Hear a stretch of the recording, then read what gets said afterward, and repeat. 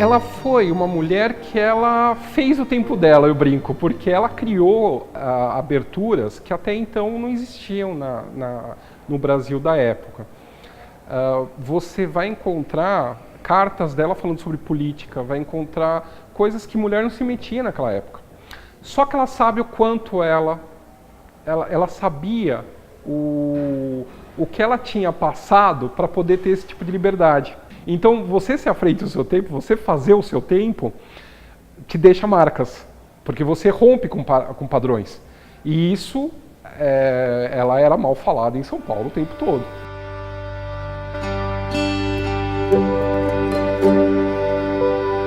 Ela dava muitas festas, então ninguém disputava com ela o 7 de setembro e o 11 de agosto. O 7 de setembro, né, a nossa data maior, né, da independência, ela dava grandes festas aqui. E o 11 de agosto, se o 7 de setembro é a nossa liberdade política, o 11 de agosto é a nossa liberdade intelectual, porque em 11 de agosto de 1827 é criado os cursos jurídicos. Então os nossos adolescentes, nossos rapazes, eles não precisam sair mais do Brasil para estudar em Coimbra. As duas primeiras universidades de direito do Brasil não tinham o objetivo de formar advogados. Seus alunos se tornavam bacharéis e doutores em ciência jurídica. Hoje, o Dia do Advogado é comemorado em 11 de agosto. Essa casa, ela vai representar, quando ela sofre uma reforma para ficar um pouco mais neoclássica, né?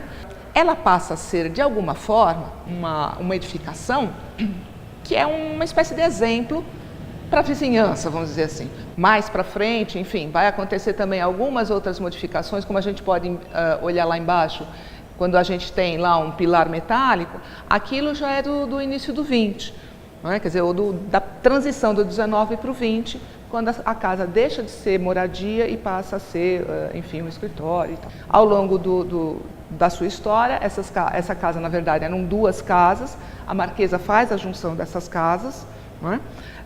E, portanto, essa é uma outra razão que a gente vai encontrar taipas de mão, portanto, uma técnica, taipa de mão, feitas com materiais diferentes, ora com ripas menores, ora com ripas maiores. Para quem vai apreciar esse conjunto aqui de fora, por exemplo, a espessura das paredes, né? Chama muita atenção a espessura das paredes.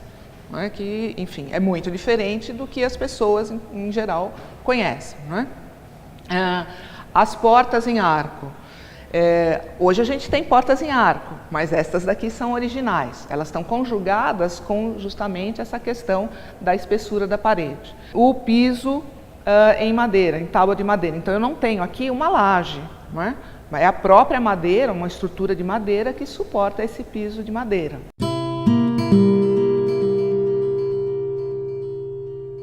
Também não há uma laje de cobertura no teto. Então esse teto em caixão, ele é super característico dessa arquitetura dita colonial, né? Colonial e imperial, né?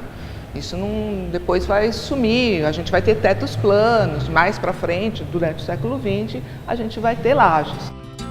O Museu da Cidade de São Paulo, cuja sede está no solar da Marquesa, é um conjunto de 12 equipamentos históricos construídos entre os séculos 17 e 20 e que estão espalhados por São Paulo. Ele foi criado em 1993 e sua administração é feita pela Secretaria Municipal de Cultura. Museu de cidade é uma tipologia de museu. Existe museu de antropologia, museu de arqueologia, museu de ciências naturais. O nosso é um museu de cidade. O museu é responsável, portanto, por esse acervo edificado, responsável pela reserva técnica de bens móveis, pela reserva técnica de fotografias, pelo acervo de história oral também. Então, é bastante memória sob nossa responsabilidade, bastante história. As próprias casas, dada a historicidade que eles acompanham, elas são testemunhos vivos, né? De um tempo, de uma história da urbanização da cidade. Outros elementos que podem vir a agregar são ruas históricas, como é o caso do Beco do Pinto. Ele servia de passagem para as tropas de mulas e de ambulantes que desciam por ele para a região do rio Tamanduateí, que não era retificado, não era esse canal retinho que é hoje. E consta da literatura que as pessoas iam descendo, era uma pirambeira, caso se desequilibrasse, acabavam caindo nos quintais uns dos outros.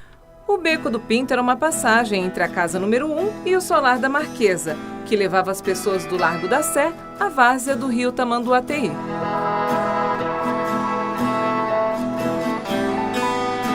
O antigo morador dessa casa, que era Joaquim José Pinto de Moraes Leme, antes de vendê-la para a Marquesa de Santos, ele era o senhor desta casa.